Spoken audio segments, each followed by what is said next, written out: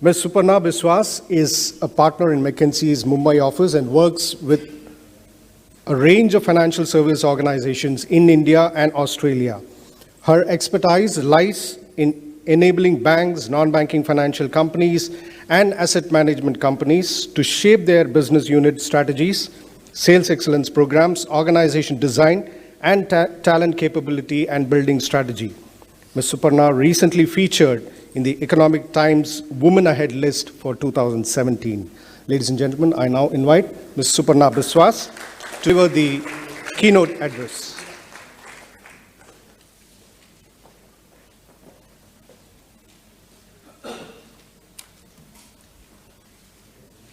This is not my... You'll see the slides over there. You will do it on there?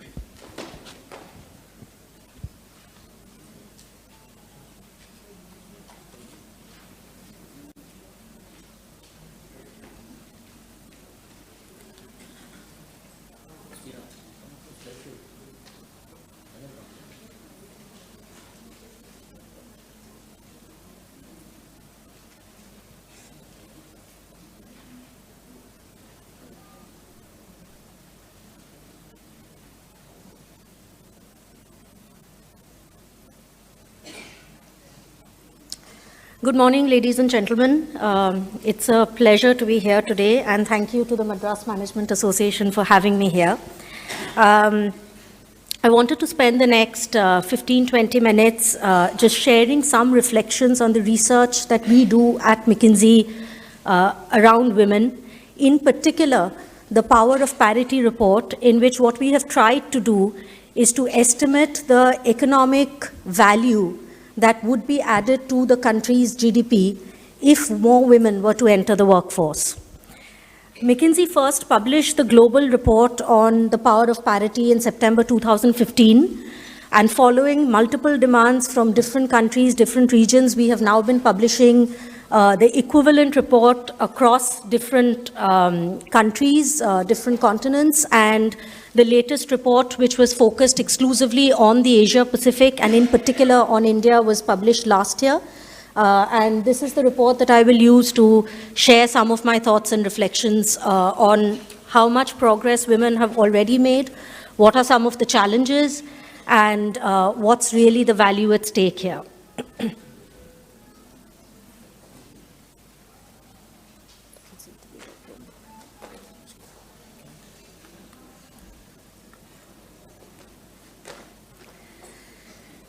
All right, the first message that I wanted to leave here today is that progressing women and having women participate in the workforce is not just a moral obligation or a social obligation for a country. There is actually a very, very strong economic incentive to do that. Our research suggests that if more women enter the workforce in Asia Pacific would add roughly $4.5 trillion to its GDP. And just to put that number in perspective, $4.5 trillion is the combined GDP today of Germany and Austria. So how would this increase in GDP happen? There are three ways in which this increase in GDP will happen. About 60% of the value that you see in there will come simply from having more women join the workforce. Just, the overall workforce will grow in the next 5 years. Men in the workforce will grow over the next 5 years. And if we can progressively improve the participation of women in the workforce, more women will enter the workforce and contribute to the GDP growth. About 15% of this 4.5 trillion is going to come from a shifting the mix of work from part-time to full-time. So today, there is actually a significant gap in the number of paid hours that women work and the number of paid hours that men work globally, across Asia Pacific, and even in India. And if you were to progressively close that gap and have women work as many paid hours as men work, that itself would contribute about 15% of this $4.5 trillion of economy. And the remaining 25% will come from increasing the sector mix and the productivity. Unfortunately, if you look at the reality of women participating in the workforce today, a very, very large proportion of women end up working in sectors that are relatively low paying or in types of roles that are relatively low paying. And if you were to close that sector gap and the type of work and have women move further into managerial positions, into technical positions, you would actually improve the productivity and the contribution to the GDP of these women.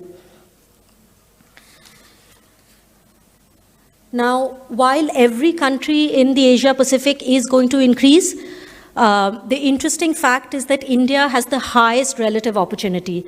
And why is this? This happens because if you look at the numbers, only 25% of the Indian workforce today is women. Only 25%. The global average is about 39%. The Asia Pacific average is about 37%. So if you look at a global canvas, India is massively underutilizing its resources, And this number of 25% in the workforce puts us in the company of other countries that are structurally or legally much behind us, countries in North Africa, countries in Middle East, where there are legal barriers or structural barriers to having women in the workplace. In India, we do not have such barriers. We do not have any legal barriers. There are no structural barriers per se. Despite that, only 25% of women are in the workforce today. And if you peel the numbers behind this 25%, around 95% plus of that 25%, 95% of the women are actually working in the informal sectors, in, as I said, many low-paying activities. And the challenge for us really is to move women from those sectors into managerial positions, into technical positions, into leadership positions, where women will start to have much more impact on the economy and will improve.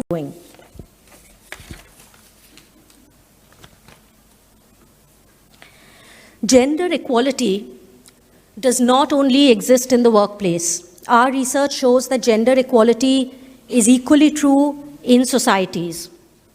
In other words, we cannot improve gender equality in the workplace if we do not improve gender equality in the society. And what do we mean by this? If you look at what we've tried to do here, we've got two scores. We've got the gender parity score in society and the gender parity score at work. How do we create these scores? These scores are created based on a bunch of factors, right? So, for example, some of the factors that we use to create the gender parity score at work are the percentage of women in labor force, so the labor force participation of women, the percentage of women in senior managerial positions, the wage gap or the perceived wage gap between men and women, unpaid care work that women do. We all know that women do many hours of work, which is either caring for their children, caring for their family, doing a whole range of household activities that are not recognized and not paid in any economy. So it's a combination of those 5 factors together contribute to what we call the gender parity score at the workplace. Similarly, there are about 15 indicators that contribute to what we call the gender parity score in society, which includes the right to work, the right to inherit assets, access to financial inclusion, access to maternal mortality rates, the male-female ratio at birth. All of these factors contribute together to gender parity in society.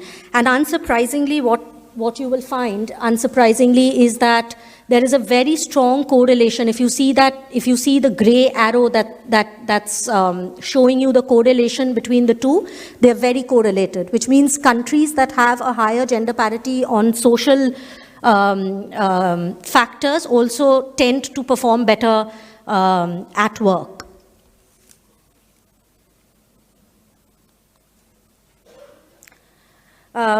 India, we've looked at India in specific against the Asia Pacific averages, against the global averages.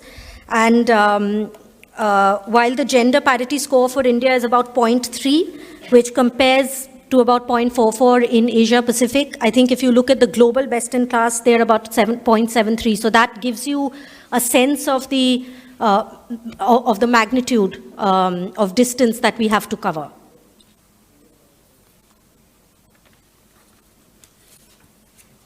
I think the other important element that we wanted to highlight is the incidence of women in the workplace and actually the incidence of women in leadership positions.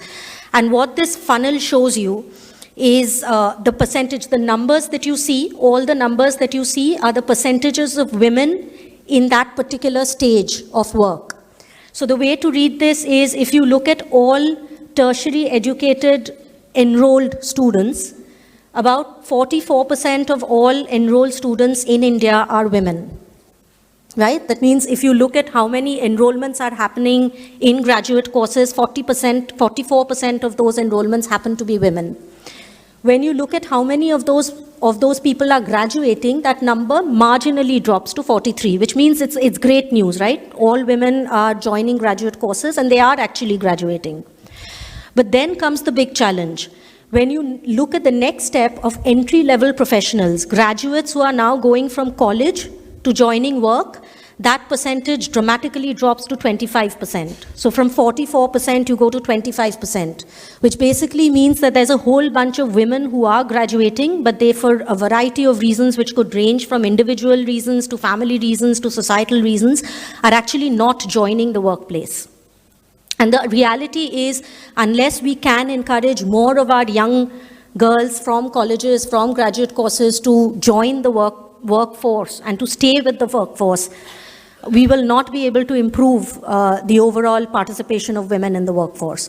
So significantly important numbers. This big drop from 44 to 25 is something that we have to address at any cost. The further drop happens when you go further up. So now women have entered the workforce. So if you look at the entry level, 25% of the entry level people will be women. But as you move up to middle management positions, that number becomes 16. Unsurprisingly, but very unfortunately, if you look at senior management positions in India, and by senior management positions in India, we mean either the CEO of the company or a direct report to the CEO. So either the CEO or anyone who's directly reporting. If you look at those two levels across companies in India, that number is just 4%. So you've gone from 44% women who are entering graduate courses and graduating to actually only 4% of women in senior management positions in India. Is this because women fundamentally lack the capability? No, absolutely not. It is because for a variety of reasons, as I said earlier, which could range from individual to family to society, women for a variety of reasons are tending to drop out. The good news, of course, is that there is 4%. And the good news also is when you look at the board positions, that number is actually 11%. Many of you may know that the government has passed a directive which makes it essential to have a woman representation of the board. And as a result of that, that number has actually moved up to about 11%. We then asked people, we asked about 700 senior managers of companies across different countries, saying what are the barriers? Why is it that women are dropping so dramatically across the entire funnel? What are the barriers at work today? And here's the response to that. So the numbers now that you see across each of those barriers are the percentages of either men or women who have said that this barrier is one amongst the top 3 barriers that cause women to drop out. The anytime, anywhere performance model is the top barrier. And this is, the anytime, anywhere performance model is nothing but this new notion that a successful person has to be available at all times for work, right? At all times, your mobile phone is there, the internet is there, the email is there. You know, you're just available at all times. Your boss can call you at 10 p.m. at night. Your boss can call you at 6 a.m. in the morning. Something's happened in the factory. Something's happened in the office. The client wants a report. You're just going to have to be available at all times. That's number one. And number 2 is geographic mobility. A lot of senior management positions assume that geographic mobility is needed to get there, right? You will move from one city to the other. In many cases, you will move from one country to the other. And the unfortunate reality for women is that you do have responsibilities with family. We have children. We have our elderly people to take care of. And very often, geographic mobility is not a reality for women. Right? And that is actually one of the challenges that at least most people in the Asia Pacific and 30% of people in India are quoting as one of the top 3 challenges. The other factor that I wanted to point out is the lack of company-specific measures. This, surprisingly, the number of people who in India who felt this was a challenge is very high. So 43% of senior management of companies in India feel that organizations and companies in India are not doing enough, right? That they can do more, they can institute more policies, they can introduce, more flexible working hours, etc. And there's a variety of things that companies can do. But at least 43% of people feel that companies in India, organizations in India can actually take more explicit steps to encourage women to participate and stay in the workforce. We'll come back to this later and come back to what companies can actually do to address this. The other shocking reality is that it's not just organizations. The other shocking reality is that society and family and our mindsets and beliefs have a huge, huge role to play in this, right? Half of Indians agreed with the statement, when jobs are scarce, men should have more right to a job than women. Is this correct? I mean, when jobs are scarce, may the best man or woman win, right? But half of Indians, 50% agree when jobs are scarce, men should have more right to a job than women. 70% of Indians agreed with the statement, when a woman works for pay, her children suffer. You're completely ignoring the fact that when women work for pay, they earn enough to have quality childcare and to employ quality childcare for their children. Their children don't suffer. I have 2 children. My son is 7 years old. My daughter is 1.5. My son is flourishing. He's top of his class. He's independent. He's curious. He's inquisitive. He's doing all the things that any other child will do. He's not suffering.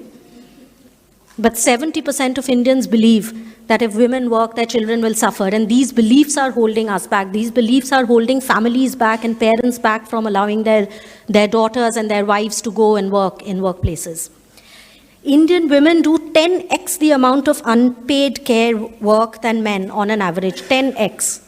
The typical Indian woman is shouldering the responsibility of childcare, of caring for elderly in the family, of doing household work, etc., etc. Now, that's not bad in itself.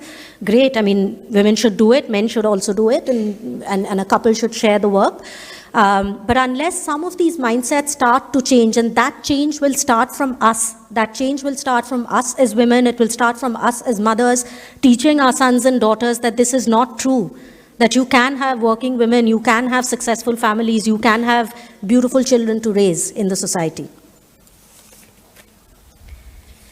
I think we can skip this and let's go to some of the actions that companies and governments can do to drive gender parity in India. And I'll particularly focus on some of the things that companies can do, given that, as you saw in the previous slide, at least 43% of Indian respondents feel that the companies are not doing enough. I think, firstly, to have explicit commitments to employing women, to nurturing women, to supporting women, and to help them stay in the workforce. I think many companies today operate, but they don't really have an explicit commitment to saying what percentage of women do they want, what percentage of their senior management should be women. And I'm not talking about quotas. These are not quotas. These are targets to keep in mind over the next 5 or 10 year time frame. A variety of company-specific initiatives, such as flex time working, such as maternity, paternity leave, we are all familiar with.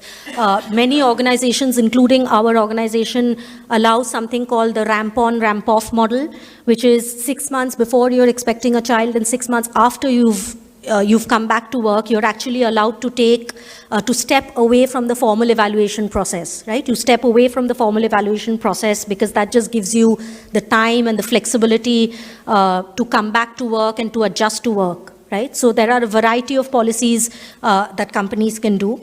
Step up initiatives to boost women and girls in the STEM field so that the representation of women in technology and engineering management type courses is even lower, right? So there are a bunch of things that these companies can do to encourage, and many companies are already doing that. I think just finally, McKinsey as a company is completely committed to gender parity. We are humble enough to realize that we are not there. But we also understand that we have to take our own medicine. When we do these researches, when we talk to folks around multiple countries, multiple corporations, we understand that we have to bite the bullet and take our own medicine. We are very, very committed to progressing and promoting women in what is traditionally thought of as a male-dominated space, because of the nature of the work, the amount of working hours, the kind of travel you're expected to do. And I am actually a product of that commitment, of all the flex time policies and all the benefits that McKinsey as a company has made happen over the last 5 or 10 years. And I can say that we are not there yet, but we know where we want to go, and we are confident that in time we will get there.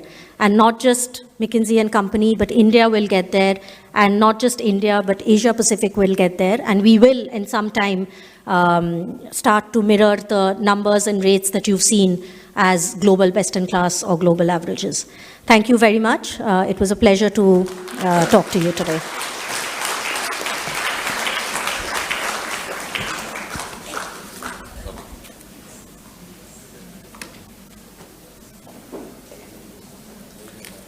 Thank you, Madam, for that very insightful and interesting address. Group Captain Vijay Kumar is the Executive Director of Madras Management Association. He's a recipient of the Vishishta Seva Medal from the President of India. He's also the editor of the Business Mandate magazine of MMA. I now invite Group Captain Vijay Kumar to brief us on the convention, Women Managers Convention special issue of the Business Mandate. Thank you, Prakash. Good morning, ladies and gentlemen. MMA published an eagerly awaited in-house management news magazine called Business Mandate. I'm indeed privileged to be associated with the Business Mandate as its editor for the last 12 years in a row.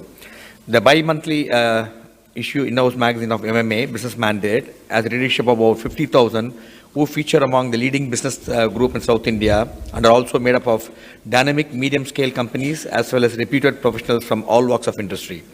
Other than MMA members, Business Mandate is circulated to notable opinion makers, industry leaders, senior government officials, multinational group heads, management students, and a host of distinguished personalities. In addition to e-copy of the magazine, the mandate is also circulated among the large number of management professionals and management students in the country. On the occasion of the MMA Women Managers Convention 2019, we have brought out a special issue of the magazine consisting of interesting articles for the benefit of our members and readers. Now it's my privilege to request our distinguished guest of honor, Ms. Usha Narayanan, celebrity author, to step forward and do us the honor of releasing the first copy of the Women Managers Convention special issue Business Mandate and present a copy to Suparna Biswas, partner, and other dignitaries on the stage. The e-copy is simultaneously released. You can check your inbox. It'll be there for you to read and enjoy at your convenience. Over to you.